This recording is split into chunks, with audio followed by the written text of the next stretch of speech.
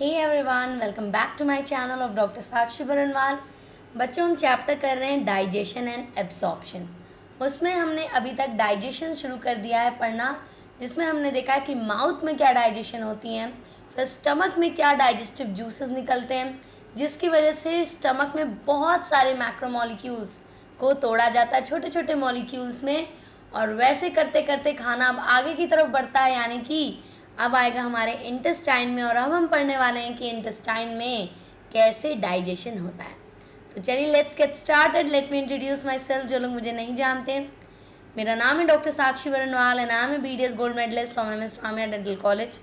So apart from being a dentist, I am a very passionate educator, a social worker, a COVID warrior and many more. बच्चों, ये मेरा Telegram channel है, जिन्होंने अभी तक नहीं ज्वाइन किया जल्दी से ज्वाइन कर लीजिए।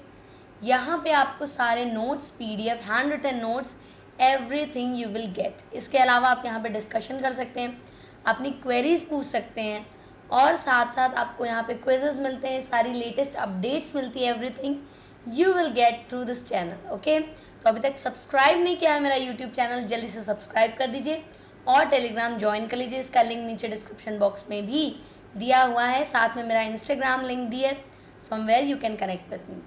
तो बच्चों, digestion of food in intestine की जब हम बात करें तो स्टमक से जब फूड आता है इंटेस्टाइन में, इंटेस्टाइन दो तरह के होते हैं, small and large. Small and large उसकी लेंथ पे नहीं, उसकी विड्थ पे डिपेंड करता है डेफिनेटली। एंड जब खाना आपके स्टमक से इंटेस्टाइन में आता है तो वो धीरे धीरे थोड़ा थोड़ा करके आता है, ना कि बल्क में आ जाता है। तो हमारा जो स्पिंक्टर होता है, जहाँ पे हमारा स्टमक इंटेस्टाइन से कनेक्ट करता है, वो स्पिंक्टर धीरे धीरे खुलता है और थोड़े थोड़े खाने को एंट्री देता है, जिसकी वजह से खाने का पूरी तरह से डाइजेशन होता है और उसके बाद एब्जॉर्प्शन होता है। जैसा कि आपको पता है कि स्टमक में 3 से 4 घंटे तक खाना रह सकता है, यानी कि 3-4 घंटे तक कुछ अमाउंट का खाना उसमें स्टोर रहता है स्टमक में और धीरे धीरे डाइजेस्ट होता रहता है। और एक बार स्टमक खाली हो जाता है तो लगती है आपको क्या? भूख। यस, इसीलिए 3 से 4 घंटे तक आपको जनरली भूख नहीं लगती है। चलिए अभी बात करेंगे डाइजेशन इन स्मॉल इंटेस्टाइन। तो सबसे पहला पार्ट जो कनेक्शन में आता है after stomach, it is small intestine. ठीक है, तो स्मॉल इंटेस्टाइन में बहुत सारी लेयर होती हैं जो हमने पढ़ रखी है, 4 लेयर होती हैं।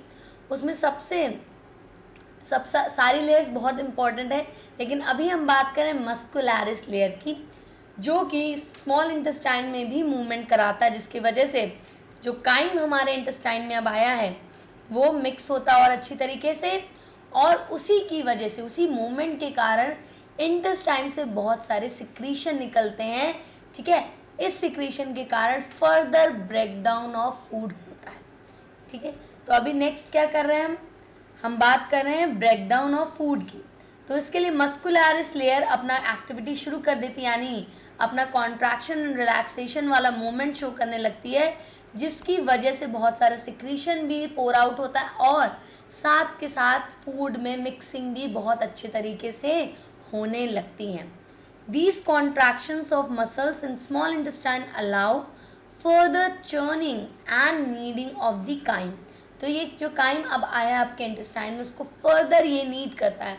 आप घर में कभी मम्मा को आटा गूंथते देखे, मम्मी पापा जो भी आपके घर में काम कर रहा है, ठीक है, जो भी आपके घर में आटा गूंथता है या मेड गूंथ रही है, तो जब वो आटे को गूंथती हैं, नीड करती हैं, तो उसको ऐसे दबाती हैं, प्रेस करती हैं, फिर अच्छे से फिर प्रेस करती हैं, फिर मोल्ड करती हैं, तो वो क्या कर रही है, उसको अच्छे से नीड करते हैं ताकि वो सॉफ्ट हो पाए और ज़्यादा क्या करें, मुलायम हो पाए। राइट, मुलायम होने की वजह से खाना इजीली डाइजेस्टेबल और एब्जॉर्बेबल बन जाएगा। राइट, चलो, इसलिए इसको लगातार चर्न और नीड करता रहता है हमारा ये मसल लेयर, जो कि इंटेस्टाइन के अंदर प्रेजेंट है। रेस्पेक्टिव डाइजेस्टिव जूसेस कहाँ कहाँ से आते हैं? लिवर, पैंक्रियाज और स्मॉल इंटेस्टाइन। 3 तरह के जूसेस प्रेजेंट रहते हैं हमारे स्मॉल इंटेस्टाइन में। जूसेस का मतलब जो पैंक्रियाटिक से जो सिक्रीशन होगा, जो एंजाइमेटिक एक्शन या कोई भी सिक्रीशन आ रहा है, उन सबको जूसेस कहते हैं। ये कोई मौसमी का जूस और वाटरमेलन जूस नहीं है बच्चों। These are the juices for digestion of food. Right, तो 3 तरह के सिक्रीशन आते हैं। पहला लिवर से आता है, जिसको हम कहते हैं बाइल। राइट, दूसरा पैंक्रियाज से आता है, तो उसको कहते हैं पैंक्रियाटिक जूस, और तीसरा खुद इंटेस्टाइन प्रोड्यूस करता है, इसलिए उसको कहते हैं इंटेस्टाइनल जूस। इस तीन तरह की सिक्रीशन पोर डाउन होते हैं जिसमें डिफरेंट डिफरेंट कंस्टिट्यूएंट्स होते हैं जो कि डाइजेशन में फर्दर मदद करते हैं। और इन सारे का एक्शन मैकेनिकल नहीं, अब केमिकल होगा। मैकेनिकल किसका होगा? मस्कुलर लेयर का। ये जो मूवमेंट है ये मैकेनिकल है, राइट। लेकिन जो ये सिक्रीशन का एक्शन होगा ये कैसा होगा? ये केमिकल इन नेचर होगा। क्लियर है? पैंक्रियाटिक जूस कहाँ से आ रहा है? पैंक्रियास से आ रहा है, बाइल लिवर से आ रहा है, और दोनों मिलके एक पाइप बनाते हैं, एक डक्ट बनाते हैं मिलके, जिसको कहते हैं हिपैटो पैंक्रियाटिक डक्ट। ये हमने लास्ट क्लासेस में कवर अप किया है, एक बार रिवाइज कर लेते हैं। पैंक्रियाटिक डक्ट और लिवर का जो कॉमन बाइल डक्ट होता है वो दोनों आके मर्ज होके हिपैटो पैंक्रियाटिक डक्ट बनाता है, जो डायरेक्टली सिक्रीशन आपके डिओडेनम में जाके पोर डाउन कर देता है। क्लियर है? चलिए, एंजाइम्स फॉर्म पैंक्रियास। तो पैंक्रियास कौन कौन से एंजाइम पोर डाउन कर रहा है? तो पैंक्रियाटिक जूस जो है हमारा, ये बहुत ही ज़्यादा कहेंगे एफिशिएंट जूस है। It's very efficient in nature, क्योंकि इसमें बहुत सारे ऐसे एंजाइम्स हैं जो कि अब मैक्रोमोलिक्यूल को फाइनली तोड़ देंगे। मतलब बिल्कुल भी मैक्रोमोलिक्यूल अब नहीं बचेगा, सबको फाइनली पैंक्रियास के जितने भी एंजाइम होते हैं सब मिलके तोड़ देते हैं छोटे छोटे मॉलिक्यूल्स में। जितने भी अब बचे हैं बड़े मॉलिक्यूल वो सारे पैंक्रियास तोड़ देता है। तो पैंक्रियाटिक जूस जो होता है इसमें से सिक्रीशन निकलता है जो कि इनएक्टिव होता है, और ये एक्टिवेट कब होता है? जब इसको एल्केलाइन मीडियम मिलेगा। क्या मिलेगा बच्चों? एल्केलाइन मीडियम मिलेगा। अभी आप याद करिए, जब आपका स्टमक में खाना था तो वहाँ पे एसिडिक मीडियम था HCl की वजह से, क्योंकि वहाँ पे जो एंजाइम प्रेजेंट था आपका, ठीक है, वो एक्टिवेट होता है सिर्फ एसिडिक मीडियम में। लेकिन हमारा जो पैंक्रियास का सिक्रीशन है और मोस्ट ऑफ द इंटेस्टाइन का जो सिक्रीशन है वो एल्केलाइन मीडियम मांगता है। अब इसके लिए क्या करते हैं? इसके लिए दो तरीके हैं हमारे एलिमेंट्री कैनाल के अंदर, डाइजेशन के अंदर, जो इसमें चेंज ला सकते हैं। पहला क्या है? पहला आएगा हमारा बाइल जो है मीडियम को एल्केलाइन करने में मदद करता है, और दूसरा होता है म्यूकस की लाइनिंग जो कि ऑलरेडी इंटेस्टाइन में प्रेजेंट होती है। ठीक है, इन दोनों की मदद से मीडियम को एल्केलाइन बनाया जाता है ताकि सारे एंजाइम एक्टिवेट हो पाए। तो अब कौन कौन से एंजाइम आ रहे हैं? ट्रिप्सिनोजन, ये सारे प्रीकर्सर है, इनएक्टिव एंजाइम्स हैं। Chymotrypsinogen, procarboxypeptidases, amylases, lipases and nucleases, ये सारे तरह के एंजाइम हमारे पैंक्रियास से सिक्रीट हो रहे हैं इन इनएक्टिव फॉर्म। ट्रिप्सिनोजन जो एंजाइम होता है सबसे पहले ये एक्टिवेट होता है। कैसे एक्टिवेट होता है? आपके इंटेस्टाइनल म्यूकोसा में जो एंजाइम है एंटेरोकाइनेज, कौन एक्टिवेट करता है इसको? Enterokinase enzyme. कहाँ प्रेजेंट है ये? इंटेस्टाइन के म्यूकोसा में ही प्रेजेंट होता है। इनकी वजह से ये एंजाइम एक्टिवेट होता है, और इसके एक्टिवेशन के कारण बाकी सारे एंजाइम एक्टिवेट हो जाते हैं। तो बेसिकली सबसे पहला एक्टिवेशन का पॉइंट यहाँ पे कौन है? एंटेरोकाइनेज, जो कि खुद इंटेस्टाइन की लाइनिंग सिक्रीट आउट कर रही है, जो कि ट्रिप्सिनोजन को एक्टिवेट करके ट्रिप्सिन बनाता है, और ट्रिप्सिन बनने के बाद सारे इनएक्टिव एंजाइम एक्टिवेट होने लगते हैं। क्लियर है? चलिए देखो, तो ट्रिप्सिनोजन एक्टिवेट होकर क्या बनाया? Trypsin in the presence of enteropeptidase या एंटेरोकाइनेज जिसको कहते हैं। प्रोटीन, प्रोटियोजेज और पेप्टोन, जितना भी ये आपका प्रेजेंट रहेगा फूड में, बचा हुआ जितना भी प्रोटीन बचा रहेगा, प्रोटियोजेज और पेप्टोन्स आपके ब्रेक डाउन हुए थे प्रोटीन इन स्टमक, उसके एंड प्रोडक्ट हैं। ये सब काइम में प्रेजेंट होते हैं, और इसके ऊपर प्रोटियोलिटिक एंजाइम एक्ट करता है जो कि पैंक्रियास सिक्रीट आउट करेगा। अब कौन कौन से एंजाइम हैं जो प्रोटियोलिटिक इफेक्ट दिखाते हैं? ऐसे 3 मेजर एंजाइम हैं जो कि ये इफेक्ट दिखाते हैं। First is trypsin, second is chymotrypsin and third is carboxypeptidase. इन तीनों के एक्शन से ये सारा प्रोटीन जो है डाइपेप्टाइड के फॉर्म में, छोटे छोटे टुकड़ों के फॉर्म में टूट जाता है। ठीक है, तो पहला ब्रेकडाउन किसका हुआ? फाइनल एकदम छोटे छोटे मॉलिक्यूल में, दैट इज प्रोटीन। कौन कर रहा है? Trypsin, chymotrypsin and carboxypeptidase, right. Next चलेंगे कार्बोहाइड्रेट की तरफ। जो कार्बोहाइड्रेट प्रेजेंट थे मैल्टोज के फॉर्म में, अमाइलेज के फॉर्म में, उसको पैंक्रियाटिक अमाइलेज तोड़ता है और डायसैकेराइड बना देता है। तो कुछ बहुत सारा कार्बोहाइड्रेट का पार्ट तो आपका माउथ में सलाइवरी ग्लैंड के थ्रू टूटा था, right. Salivary secretion, salivary amylase 30% of starch convert किए थे, लेकिन जो बचे हुए हैं उनको डायसैकेराइड में कौन तोड़ रहा है? पैंक्रियाटिक अमाइलेज, जो कि उन्हें डाइपेप्टाइड्स, पॉलीसैकेराइड को डाइसैकेराइड बनाएगा। बेटा पेप्टाइड्स नहीं होगा यहाँ पे, डाइसैकेराइड्स होगा, ठीक है। इसके बाद न्यूक्लियेजेस जो होते हैं वो न्यूक्लियाइक एसिड का जितना भी मॉलिक्यूल बड़ा बड़ा होता है उनको तोड़ देते हैं इन न्यूक्लियोटाइड्स एंड न्यूक्लियोसाइड्स, ठीक है। न्यूक्लियेजेस भी आपके न्यूक्लियाइक एसिड को छोटे छोटे में पार्ट्स में ब्रेक डाउन कर देते हैं, क्लियर है। अभी लिवर से क्या निकल रहा है? लिवर का मेन सिक्रीशन क्या है? बाइल। बहुत इंपॉर्टेंट है समझना, secretion of bile is from liver. सिर्फ लिवर सिक्रीट करता है इसको, गॉल ब्लैडर बाइल को कुछ देर के लिए स्टोर करता है, डजंट सिक्रीट इट। ये बहुत मिसकंसेप्शन रहता है बच्चों को। बाइल जो है सिक्रीट होता है लिवर से और डिओडेनम में पहुंचता है हिपैटोपैंक्रियाटिक डक्ट के थ्रू। बाइल के अंदर क्या क्या बहुत सारे पिगमेंट होते हैं, bilirubin, biliverdin, bile salt, cholesterol, phospholipid, ये सारी चीज़ें हमारे बाइल के अंदर प्रेजेंट होती हैं जो बाइल पिगमेंट का एक कंपोनेंट बनती हैं। फैट को इमल्सिफाई करने का काम कौन करता है? बाइल। क्या करता है? Emulsification of fat. आपने इमल्सिफिकेशन ऑफ सोप केमिस्ट्री में पढ़ा होगा, अगर नहीं पढ़ा तो यहाँ से रिलेट कर सकते हो कैसे इमल्सिफिकेशन होता है, कैसे इमल्सिफिकेशन का एक्शन परफॉर्म होता है। यानी कि जो फैट होते हैं उनको छोटे छोटे ग्लोब्यूल्स में तोड़ता है in the form of disaccharide, monosaccharide, और फाइनली उन पे लाइपेज एक्ट करते हैं और छोटे छोटे मॉलिक्यूल में बना देते हैं। तो फैट को पहले ग्लोब्यूल फॉर्म में कौन तोड़ता है? आपका बाइल। और बाइल जब उनको तोड़ देता है छोटे छोटे ग्लोब्यूल में, माइसिलीज में, क्या फॉर्म बोलते हैं? माइसिलीज भी उनको बोला जाता है। और इन माइसिलीज पे लाइपेज एक्ट करते हैं और फाइनली उनको डाइसैकेराइड, मोनोसैकेराइड में तोड़ देते हैं, राइट। इमल्सिफिकेशन ऑफ फैट किस में होता है? माइसिलीज के फॉर्म में। फैट देखो लाइपेज एक्ट कर रहा है, डाइसैकेराइड, फिर लाइपेज एक्ट कर रहा है, monosaccharide. Bile does not contain any enzyme, very important to know, बहुत लोग कंफ्यूज होते हैं। बाइल एक तरह का सिक्रीशन है, it is not a enzyme, और इसके अलावा लिवर से कोई एंजाइम आता भी नहीं है जो कि एक्ट करे आपके डाइजेशन ऑफ फूड में, राइट। तो आपका लिवर सिर्फ और सिर्फ बाइल पोर डाउन कर रहा है जिससे इमल्सिफिकेशन ऑफ फैट हो रहा है बेसिकली, ठीक है। Process of emulsification is basically carried of salts of bile. तो बाइल सॉल्ट जो प्रेजेंट होते हैं बाइल पिगमेंट के अंदर, बाइल पिगमेंट्स के अंदर, वो बेसिकली एक्ट करते हैं फैट के अंदर ताकि उनको इमल्सिफाई कर पाए माइसिलीज के फॉर्म में। This increases the surface area of fat available for digestion by the lipase.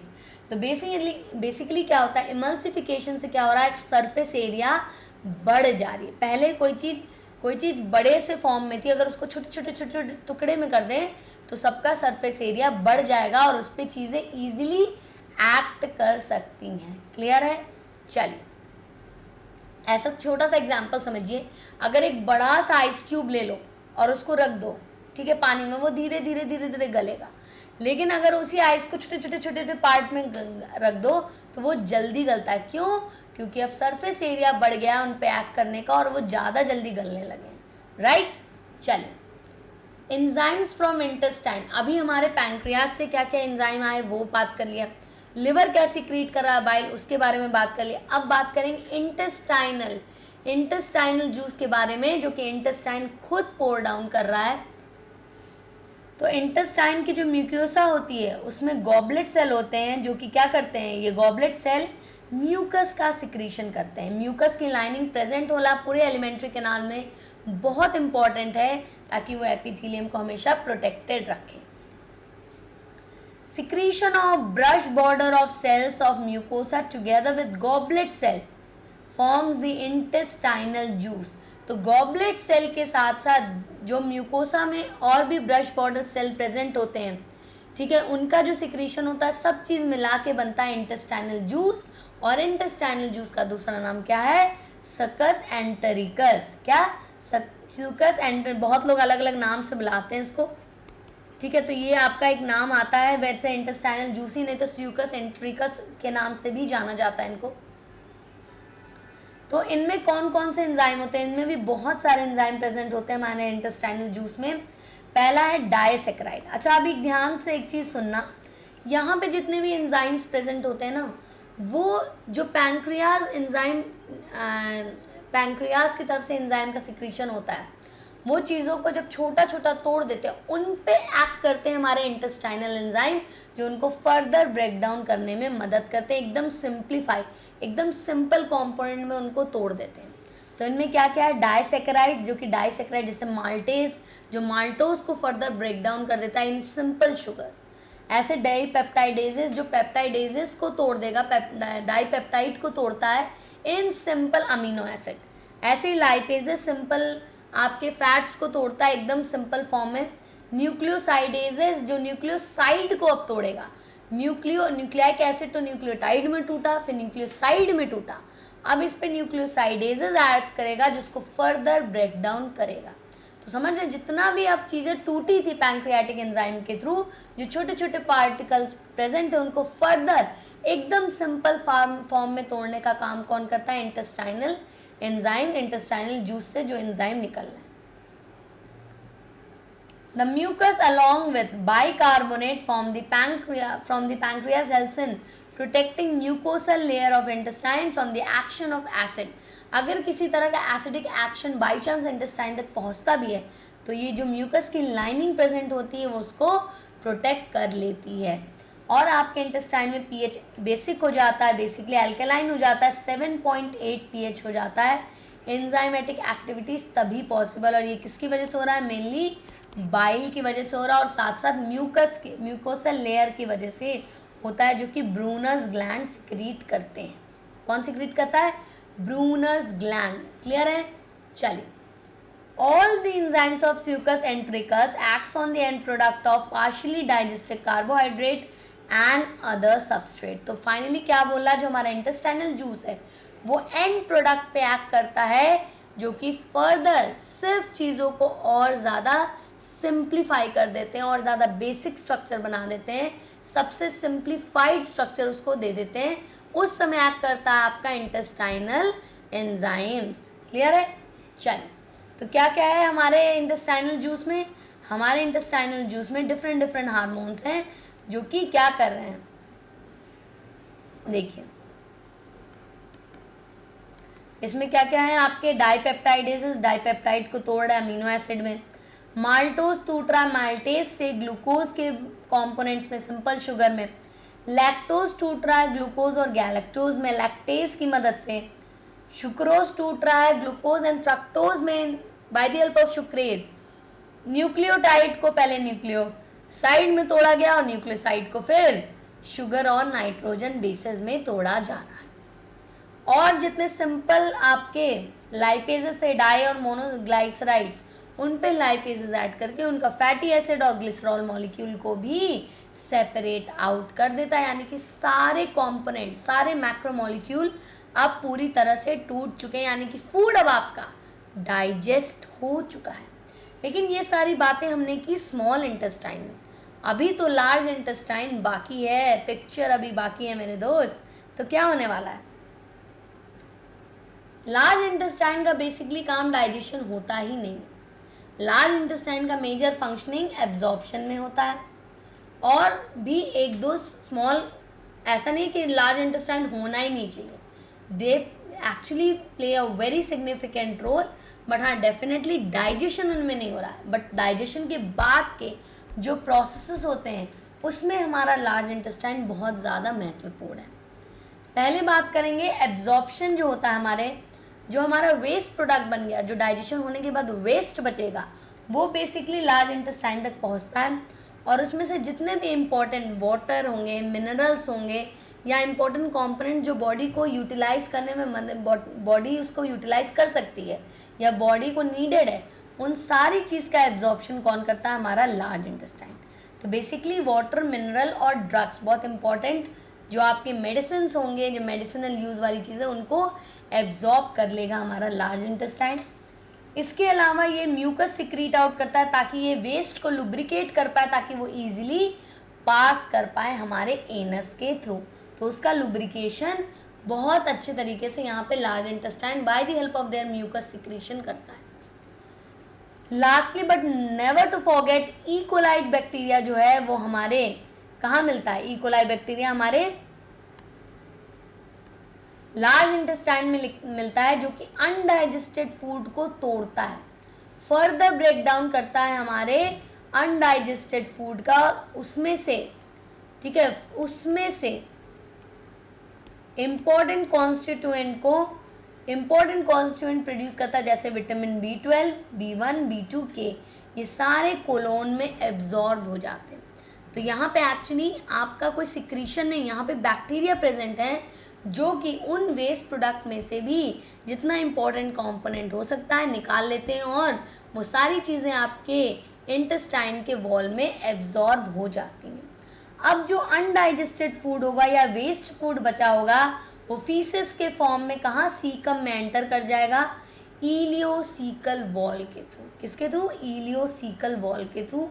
और सीकम में जो ये वॉल्व होता है, ये क्या वन वे होता है, ये वापस से फीकल को बैकफ्लो करने से बचा लेता है। जितना भी फीकल मटेरियल होगा, फीसेस होंगे, उनको बैकफ्लो से ये वॉल्व बचा लेता है और आगे की तरफ ही पुश करता है।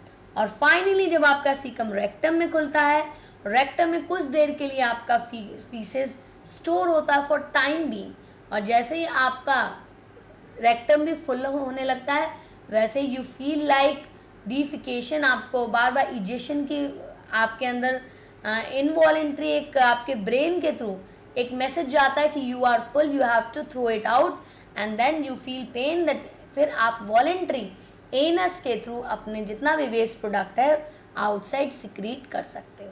क्लियर है?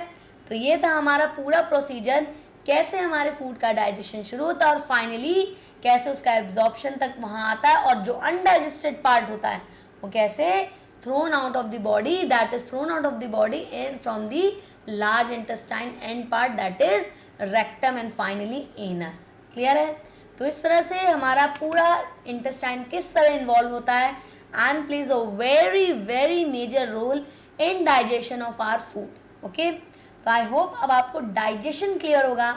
नेक्स्ट सेशन में इनसे जुड़ी कुछ छोटी छोटी बातों के बारे में हम बात करने वाले हैं, और साथ के साथ ये भी बात करेंगे कि इसके साथ यानी फूड के रिगार्डिंग जितनी भी डेफिशिएंसी डिजीज़ हैं वो सारी चीज़ें भी हम पढ़ने वाले हैं।